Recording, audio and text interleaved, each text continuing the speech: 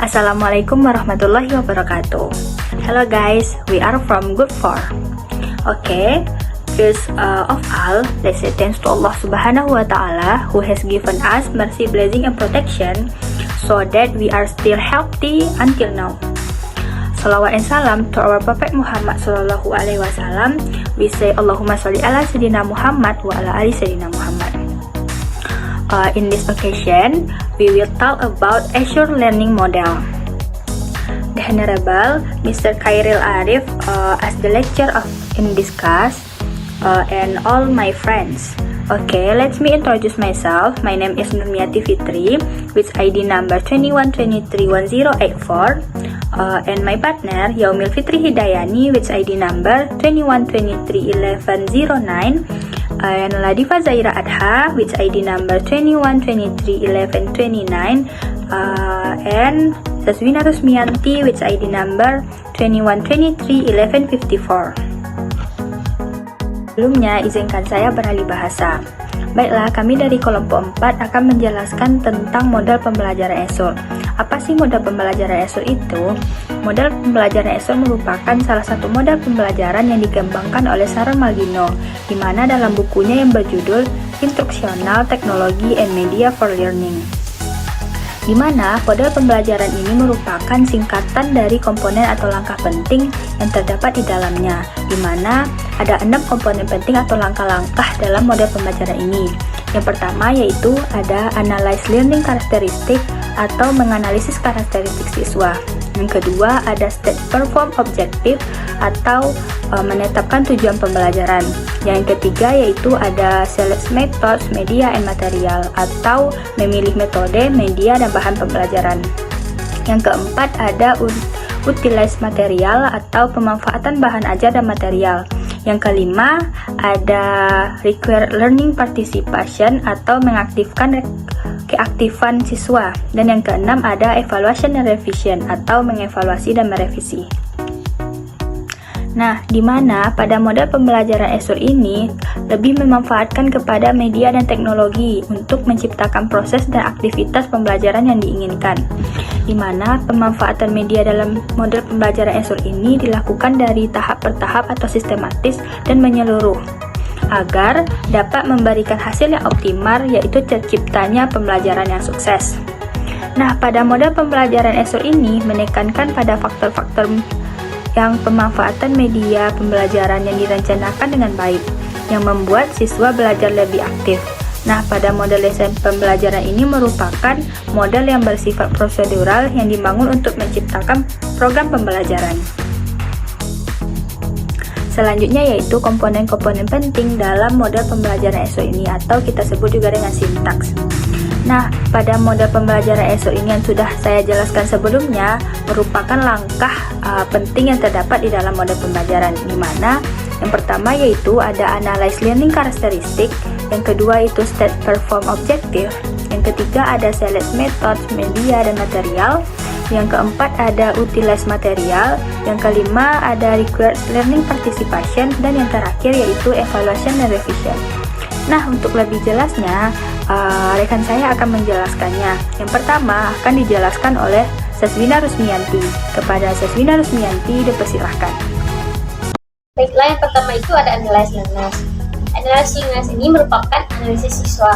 Mana Analyze Learners ini terdiri dari yang pertama itu ada karakteristik umum. Adapun menurut riset mengemukakan beberapa karakteristik umum siswa yang perlu mendapatkan perhatian dalam mendesain proses pembelajaran atau aktivitas pembelajaran. Yang pertama itu ada kondisi sosial ekonomi, faktor budaya, jenis kelamin, pertumbuhan, gaya belajar, dan kemampuan belajar. Semua karakteristik yang bersifat umum tersebut dapat menciptakan proses pembelajaran dan dapat membantu peserta didik dalam mencapai kemampuan yang optimal. Yang kedua yaitu kemampuan awal siswa. Untuk mengetahui kemampuan awal atau prerequisite yang merupakan persyaratan dalam mengikuti suatu program pembelajaran diperlukan adanya pretest. Kemampuan awal siswa ini menuju pada pengetahuan dan keterampilan yang telah dimiliki atau belum dimilikinya. Yang ketiga, gaya belajar siswa. Di mana gaya belajar ini merupakan suatu cara di mana cara peserta didik itu berinteraksi atau merespon terhadap lingkungan belajar, di mana gaya belajar siswa ini dapat dikategorikan menjadi 4. Concrete recipient, di mana concrete recipient ini peserta didik itu memiliki gaya belajar yang umumnya tuh disukai secara langsung. Concrete random ini peserta itu memiliki gaya belajar yang menyukai proses pembelajaran dengan menggunakan pendekatan lakukan secara coba-coba eksperimental, di mana gaya belajar peserta itu yang cepat dalam memahami apa yang disampaikan oleh guru. Berdasarkan DOM, sini peserta didik memiliki gaya belajar yang pada umumnya memiliki kemampuan untuk memaknai pesan yang disampaikan oleh media. Klasifikasi gaya belajar individu. Yang pertama itu ada auditif, di mana gaya belajar auditif cenderung belajar dengan cepat dalam memahami pesan atau informasi yang disampaikan melalui suara atau audio, di mana peserta didik itu lebih cepat memahami materi melalui ceramah, musik, atau dongeng. Selanjutnya ada visual. Gaya belajar visual ini memiliki kecepatan untuk memahami pesan dan informasi yang disampaikan lewat unsur gambar atau visual, di mana gaya belajar peserta didik itu dapat melalui kegiatan membaca, menggambar, dan fotografi. Dan yang terakhir ada kinestetik. Kinestetik ini adalah gaya belajar secara efektif melalui tugas-tugas belajar yang terkait dengan pekerjaan yang dilakukan secara langsung. Di mana sini guru dapat membuat pembelajaran itu berbentuk proyek yang dapat membuat siswa yang mengharuskan siswa untuk menyelesaikan pekerjaan tersebut. Selanjutnya ada motivasi. Motivasi dapat diartikan sebagai kondisi yang dapat mendorong individu untuk melakukan suatu tindakan dalam rangka mencapai tujuan atau bahkan menghindarinya. Motivasi ini dapat dikategorikan ke dalam motivasi intrinsik dan motivasi ekstrinsik. Motivasi intrinsik ini adalah motivasi yang didorong oleh faktor pekerjaan yang disukai atau diminati oleh peserta didik, sedangkan motivasi ekstrinsik ini motivasi yang didorong oleh faktor luar atau eksternal dalam bentuk imbalan atau reward. Multiple intelligence atau kecerdasan majemuk. Yang pertama itu ada kecerdasan matematik logis. Kecerdasan ini sering disebut dengan sebagai kemampuan berpikir ilmiah, di mana pola pikirnya itu induktif dan deduktif. Kecerdasan visual atau spasial berkaitan dengan kemampuan dalam memahami sesuatu melalui indera penglihatan, di mana peserta didik itu memiliki kecerdasan yang kapasitasnya tuh berpikir secara 3 dimensi. Kecerdasan kinestetis tubuh. Kecerdasan ini berkaitan dengan kemampuan dimiliki oleh seseorang dalam menggunakan dan mengendalikan gerak tubuh. Di mana kecerdasan ini peserta didik itu mampu memanipulasi objek dan cakap dalam melakukan aktivitas fisik. Kecerdasan musikal atau ritmis. Kecerdasan ini didasarkan pada kemampuan dalam mengenal pola nada dan ritme, di mana kecerdasan ini dibuktikan melalui nada, melodi, dan irama musik. Kecerdasan verbal atau linguistik.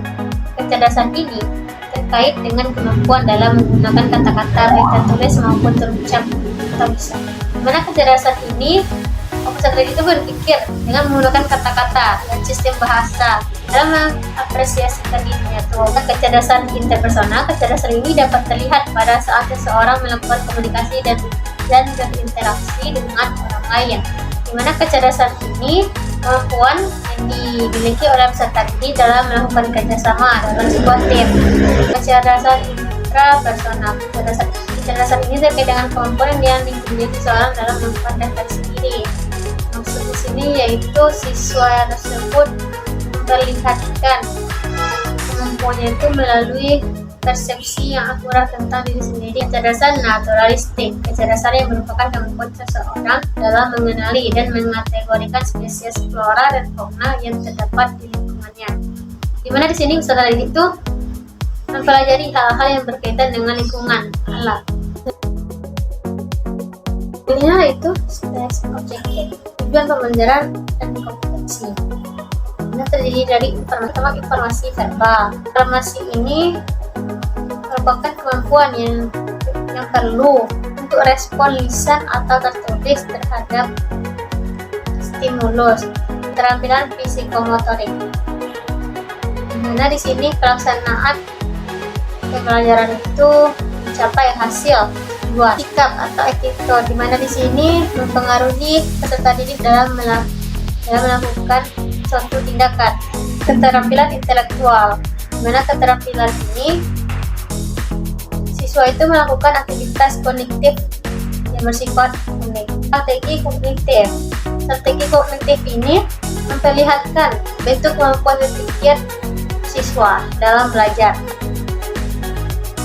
Taksonomi Bloom diidentifikasi itu ranah kognitif. Ranah kognitif ini melatih kemampuan intelektual siswa dalam menyelesaikan tugas yang bersifat intelektual.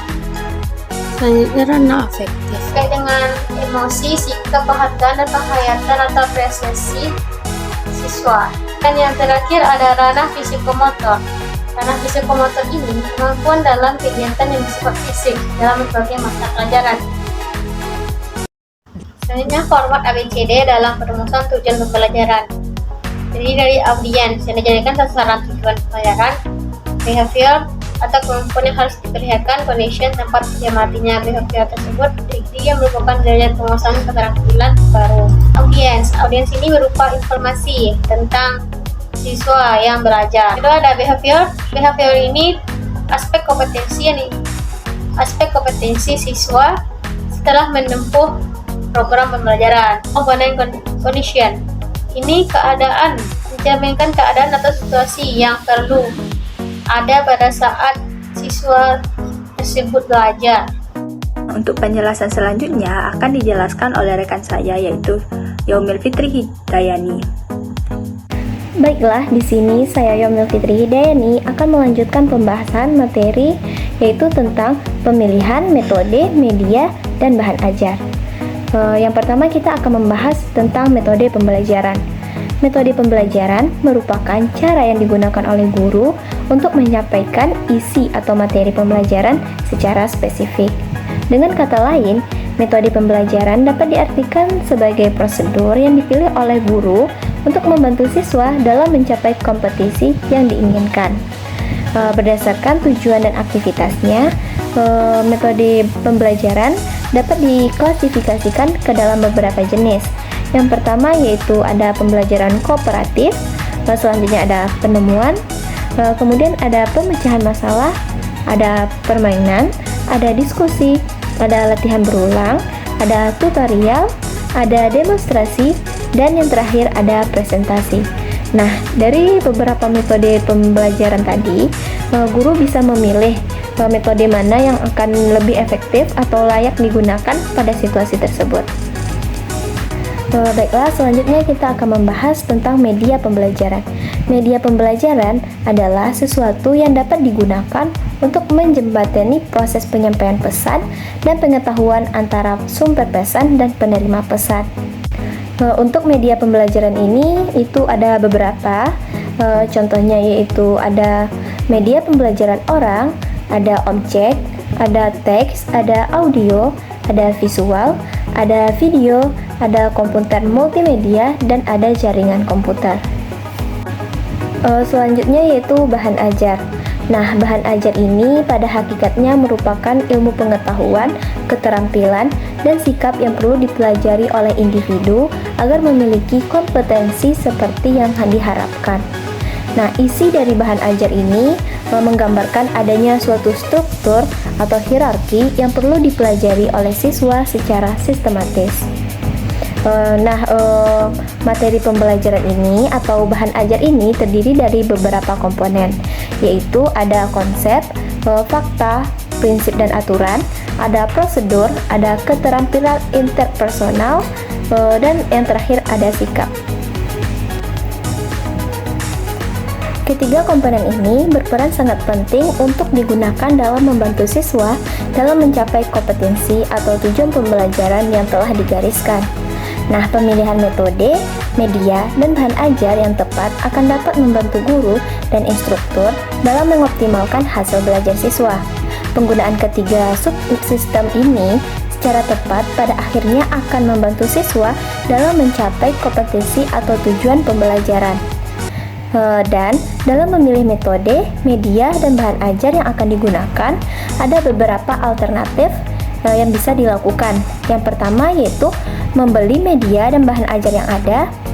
Selanjutnya yaitu bisa memodifikasi bahan ajar yang telah tersedia. Dan yang terakhir yaitu bisa memproduksi bahan ajar yang baru. Baiklah, setelah memilih metode, media, dan bahan ajar, maka langkah selanjutnya adalah menggunakan ketiganya dalam kegiatan pembelajaran. Sebelum menggunakan metode, media, dan bahan ajar, guru terlebih dahulu perlu melakukan uji coba untuk memastikan bahwa ketiga komponen tersebut dapat berfungsi efektif dan efisien untuk digunakan dalam situasi yang sebenarnya. Nah, langkah berikutnya adalah menyiapkan kelas dan sarana pendukung yang diperlukan untuk dapat menggunakan metode, media, dan bahan ajar yang telah dipilih. Setelah semuanya siap, lalu ketiga komponen tersebut dapat digunakan. Nah, untuk sintak terakhir akan dijelaskan oleh Ladifa Zaira Adha. Yaitu penjabaran require learning participation. Yang pertama, langkah-langkah untuk melibatkan siswa dalam aktivitas pembelajaran Plus-Hack menurut 2006 mengemukakan beberapa langkah yang diperlukan oleh guru dan instruktur agar dapat melibatkan siswa dalam melakukan aktivitas pembelajaran, yaitu sebagai berikut. Yang pertama, menyiapkan siswa untuk mengikuti program pembelajaran, menyajikan informasi pengetahuan secara jelas dan logis, mengaitkan informasi baru dengan informasi yang telah dimiliki sebelumnya, menyampaikan informasi pengetahuan dan keterampilan secara bervariasi, memberikan kesempatan para siswa untuk berlatih pengetahuan dan keterampilan yang dipelajari, memberikan kesempatan kepada siswa untuk mendalami pengetahuan dan keterampilan, membantu siswa dalam menerapkan pengetahuan dan keterampilan pertanyaan-pertanyaan ringan yang terkait dengan materi pembelajaran akan dapat membuat siswa siap untuk mengikuti aktivitas pembelajaran. Guru dan instruktur perlu memberi informasi tentang tujuan dan kompetensi yang dimiliki oleh siswa setelah mengikuti aktivitas pembelajaran. Materi berikutnya yaitu peristiwa pembelajaran. Agar dapat melibatkan siswa dalam aktivitas pembelajaran, perlu adanya sebuah strategi pembelajaran yang tepat. Strategi pembelajaran dalam konteks ini dapat dimaknai sebagai langkah-langkah yang dipilih oleh guru atau instruktur untuk membantu siswa dalam mencapai tujuan pembelajaran atau kompetensi.